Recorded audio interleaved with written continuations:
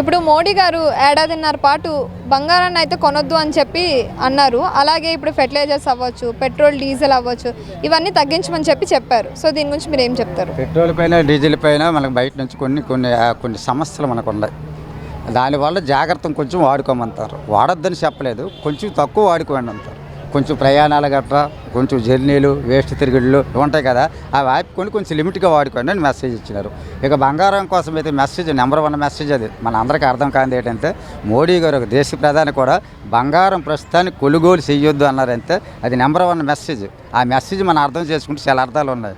సాదా ప్రజలు కొనుక్కోలేకపోతారు బంగారం. కొన్ని రోజులు ఆపితే కనుక బంగారం రేట్లు కొంచెం దిగే అవకాశం ఉంటే అప్పుడు ప్రతి ఒక్కరు కొనుక్కోనే అవకాశం ఉంటాయని చెప్పేసి కొన్ని రోజుల పాటు మోడీ గారు దాన్ని పోస్ట్ పోన్ చేయమని ప్రజలకి మెసేజ్ ఇచ్చినారు.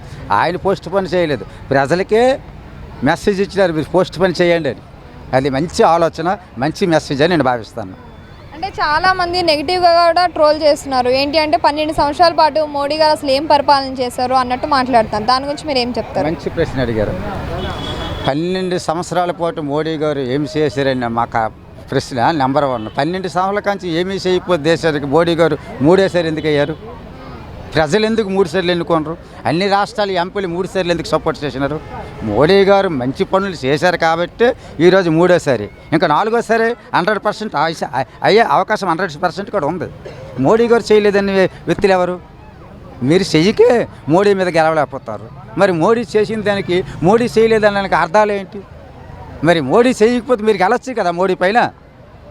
మీరు ఎవరైతే అంటారో మోడీకి చేయకపోతే, దేశాన్ని మోడీ మేలు చేయకపోతే, పరిపాలన బాగలేకపోతే మోడీ పైన మీరు గెలవచ్చు కదా. మోడీని ఎందుకు 3 సార్లు అవకాశం ఇచ్చినారు? దానిపైన మీరేమంటారు చెప్పండి? ఎవరో అంటారు ప్రతిపక్ష నాయకులు, వాళ్ళకి ఏముంది, పని ఉండదు, ఏదో ఒకటి వాగుతూనే ఉంటారు. మోడీ గారు కరెక్ట్ చేసినారు కాబట్టి పీఎంగా కాదు, గుజరాత్కి సీఎంగా ఉన్నప్పుడు కూడా 3 సార్లు గుజరాత్ రాష్ట్రాన్ని రూపురేఖలు మార్చినారు. అలాగే మనకు ప్రధాని అయిన తర్వాత కూడా మన దేశానికి రూపురేఖలు మార్చిన వ్యక్తి మోడీ గారు. అందుకనే 3 సార్లు ప్రధానమంత్రి అయ్యారు. 4వ కూడా అతనే అవుతారని నేను పగాడగా చెప్తాను. ఇప్పుడు మోడీ గారు ఏడాదిన్నర పాటు బంగారం కొనుగోలు చేయొద్దు అని చెప్పడం, అలాగే ఇప్పుడు ఫెర్టిలైజర్స్ కానీ లేదంటే పెట్రోల్ డీజిల్ కానీ ఇవన్నీ కూడా తగ్గించుకోమని చెప్పారు కదా. సో దీనిపైన మీ స్పందన ఏంటి? ముందు అదే మనము వేరే వాళ్ళకి చెప్పే ముందు మనం తెలుసుకోవాలి మనం ఏం మాట్లాడుతున్నామని. ఆయన డైరెక్ట్గా ఆయన వెనక్కి 100 కార్లు ముందు 100 కార్లు వేసుకొని ఆయన వచ్చి మనల్ని పెట్రోల్ డీజిల్ తగ్గించమంటే ఎంత కరెక్టు? అదేదో ఫ్లైట్ని డైరెక్ట్ ప్యారెడ్ గ్రౌండ్లో దించుకుంటే సరిపోదు కదా. మాకు ఇక్కడ ట్రాఫిక్ ఇబ్బందులు, ప్రజా సమస్యలు అనేవి ఉండవు కదా. మీరు 100 కార్లు వేసుకొని వచ్చారు, ఇక మాకు చెప్తున్నారు పెట్రోల్ డీజిల్ గురించి. మీరు చెప్పే ప్రసంగం దేశం మొత్తం వింటుంది, విదేశాల్లో ఉండే భారతీయులు కూడా వింటారు. మీరు చెప్పే ప్రసంగం ఏదైనా ఎడ్యుకేషన్ గురించి, హెల్త్ గురించి అయితే బాగుంటుంది, కానీ ఇట్లా పెట్రోల్ డీజిల్ గురించి అయితే ఏముంటుంది? పెట్రోల్ డీజిల్ ఊరికనే రావు కదా. మాకు తెలుసు ఎంత కన్జ్యూమ్ చేయాలి, ఎంత ఖర్చు చేయాలని. అలాంటప్పుడు మీరే పొలిటీషియన్స్ అందరికీ ఒక రూల్ పెట్టండి, ఒక చట్టం తీసుకురండి.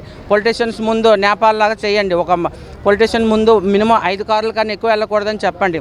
మీరేం 100 కార్లు వేసుకొని వెళ్తారు, ట్రాఫిక్ సమస్యలే మీ వల్లే వస్తాయి. మళ్ళీ ఏమో హైదరాబాద్లో జనాభా పెరిగిపోతుంది, ట్రాఫిక్ సమస్యలు అని అంటారు. సో అంటే ఇప్పుడు చాలామంది ఏమంటున్నారంటే, ఇప్పుడు మోడీ గారు అలా చెప్పడం కరెక్టే కదా, కొన్ని రోజుల తర్వాత ఇంకా బంగారం రేట్ అనేది చాలా వరకు తగ్గుతుంది, ఆడవాళ్ళు కొనుక్కోవడానికి బాగుంటుంది అని చెప్పి అంటున్నారు. దానికి మీరేమంటారు? మీరు హిందీ న్యూస్లో వేరే న్యూస్ చూసుకుంటే కొంతమందిని అంధభక్తులు అంటారనమాట. ఇప్పుడు అది సపోర్ట్ చేసేవారు ఎవరైనా అంధభక్తి అనమాట. నేనైతే అంధభక్తి కాదనమాట. ఎవరైతే అంధభక్తులు వాళ్ళు 100% ఓకే అంటారనమాట ఆయన ఏం చేసినాను. అంటే ఇప్పుడు 12 సంవత్సరాలు అవుతుంది, ఏం పరిపాలన చేశారు మోడీ గారు అని చెప్పి అంటున్నారు. దానికి మీ సమాధానం ఏంటి? నా ఒక్కడికే కాదండి, 130-150 కోట్ల పాపులేషన్ ఉంది. ఎవరిని అడిగినా చెప్తారు ఆయన ఏం చేశారని. ఆయన అది చెప్పుకుంటూ ఆ ప్రసంగం ఈ ప్రసంగం ఇచ్చుకోవడమే తప్ప, మీరు బీజేపీకి చూస్తే మన సౌత్లో ఎక్కడ కూడా పెద్ద మెజార్టీ ఉండదు, సీట్లు కూడా ఉండవు. సో అట్లా ఆయన గవర్నమెంట్ గురించి మనల్ని అది పొలిటికల్గా వెళ్ళిపోద్ది. ఆయన ఏం మాట్లాడారు అదే కాబట్టి మనం పొలిటికల్ మాట్లాడడం. లాక్డౌన్ వస్తుందేమో ముందుగానే హెచ్చరికలు జారీ చేస్తున్నారేమో అని చెప్పేసి చాలామంది అభిప్రాయపడుతున్నారు. లైక్ వర్క్ ఫ్రమ్ హోమ్ మళ్ళీ రాబోతుంది, పెట్రోల్ అవి అంటే అన్ని విషయాలు మాట్లాడేది మీరు వినే ఉంటారు కాబట్టి దీని మీద ఏమంటారు? ఇప్పుడు నేను ఏదైనా మంచి చేశాను అనుకోండి, ఆ మంచి ఆటోమేటిక్గా వెళ్ళిపోతుంది. నేను ఏం చేయనప్పుడు నువ్వేం చేసావు నన్ను అడుగుతారు కదా.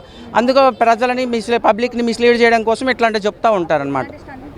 అంతే కదా. మళ్ళీ అక్కడ డెవలప్మెంట్ చేస్తే డెవలప్మెంట్ కనిపిస్తుంది కదా, మీరేం చెప్పక్కర్లేదు కదా.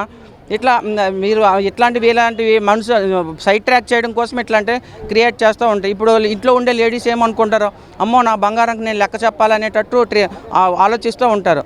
బంగారం అనేది అమ్మమ్మ వాళ్ళ అమ్మ దగ్గర నుండి మనకు వచ్చింది, దానికి లెక్కలు చెప్పాలంటే ఎవరు చెప్తారు? ఇప్పుడు మోడీ గారు ఏడాదిన్నర పాటు బంగారం కొనుగోలు చేయొద్దని చెప్పడం అయితే జరిగింది. అలాగే బంగారం ఒకటే కాదు, ఇప్పుడు మనం చూసుకున్నట్టయితే ఫెర్టిలైజర్స్ అవ్వచ్చు, పెట్రోల్ అవ్వచ్చు, డీజిల్ అవ్వచ్చు, ఇవన్నీ కూడా అని.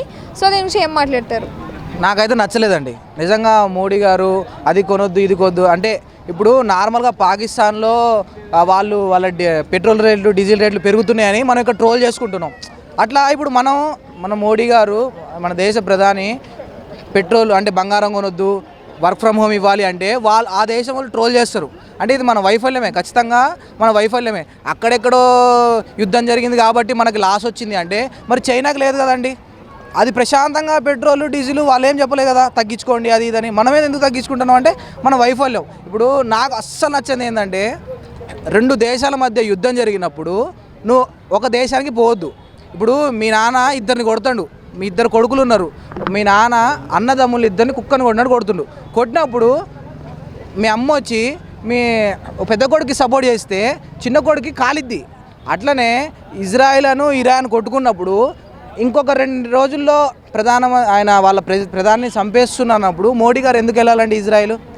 మళ్ళీ అక్కడికి వెళ్ళి Israel is a father land, India is a mother land అంటే ఇరాన్ వల్ల కోపం వచ్చింది.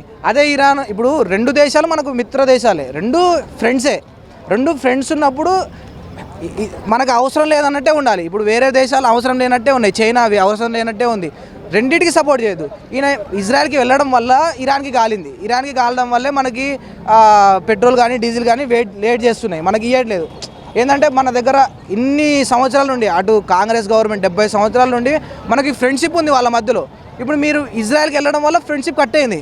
అది చాలా హట్ అయిపోయారు. ఎందుకంటే 2 దేశాల్లో గొడవ వచ్చినప్పుడు ఎందుకు సపోర్ట్ చేయాలి ఒక దేశానికి పోయి? అక్కడ మనకి పెట్రోల్ ఏమైనా మనకి ఇజ్రాయెల్ నుండి వస్తుందా? రావట్లేదు కదా. దానివల్ల మనకు చాలా లాభం ఉంది. మన గల్ఫ్ కంట్రీలో 1 కోటి మంది ఉన్నారు, 1 కోటి మంది ఇండియన్స్ గల్ఫ్ కంట్రీస్లో ఉన్నారు.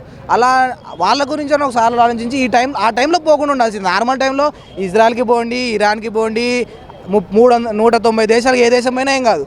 ఇద్దరు కొట్టుకున్నప్పుడు పోవడం కరెక్ట్ కాదు. ఇప్పుడు ఇదైతే ఖచ్చితంగా వైఫల్యమే అండి. ఇప్పుడు రాహుల్ గాంధీ గారు చెప్పినట్టు ఇది వైఫల్యమే. ఎందుకంటే ఆ టైంలో పోకుండా సపోర్ట్గా అసలు ఏం మాట్లాడపోయినా ఏం కాదు. ఇప్పుడు చైనాకి నీకు ఎంత పెట్రోల్ కావాలంటే అంత పంపిస్తున్నట్టు, ఎంత డీజిల్ కావాలంటే అంత పంపిస్తున్నారు. మనకే ఎందుకు ఇవన్నీ ఆంక్షలు కావాలంటే వాళ్ళ కంట్లో పడ్డాం, మేము పంపించమని వాళ్ళు ఆపేశారు. దానివల్ల బంగారం రేట్లు ఆ రేట్లు ఈ రేట్లు పెరుగుతాయి.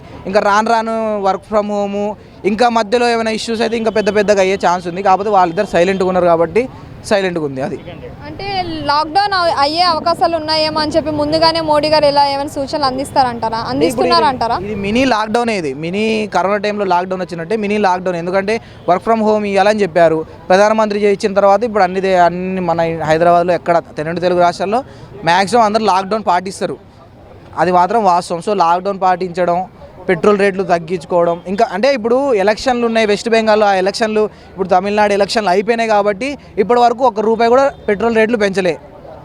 ఇప్పటి నుంచి చూడండి ఇంకొక 10 రోజుల్లో పెట్రోల్ రేట్లు డీజిల్ రేట్లు విపరీతంగా పెంచుతారు. ఒకేసారి ₹5 కానీ ₹10 కానీ పెంచుతారు.